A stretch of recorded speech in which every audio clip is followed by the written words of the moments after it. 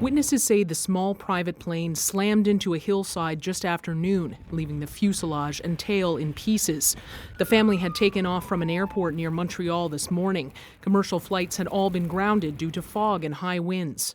They were en route to their father's funeral. Lapierre had tweeted about his father's death yesterday in his final message. Today, scores of political figures shared their shock and sadness. Jean was always there, proud of his roots, to be there for his family.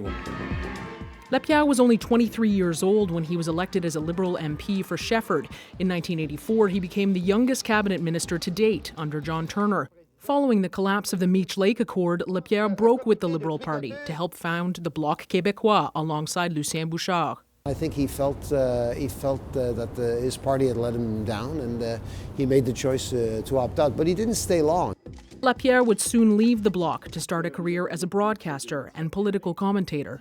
It is indeed a tragedy that affects everyone in Quebec, because Jean Lapierre was not only known as a politician, he was one of the most important media figures in the province.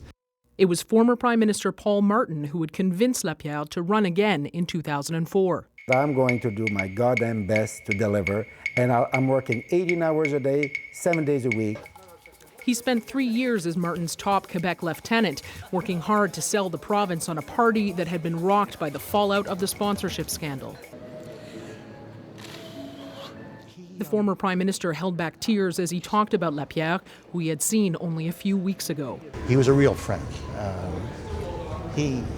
There were not two sides to Jean Lapierre. He was exactly the way he appeared. He was a very hard-working, but he was also a very profound person. He understood the issues and he loved people.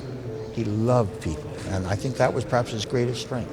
Prime Minister Justin Trudeau tweeted that he was shaken by the sudden death of the Honourable Jean Lapierre on the Îles-de-la-Madeleine and called him a great loss to the political world and a personal loss for the Lapierre family.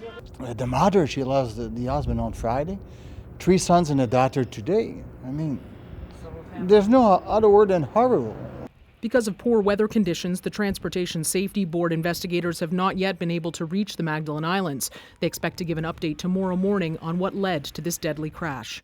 Ainsley McClellan, CBC News, Montreal.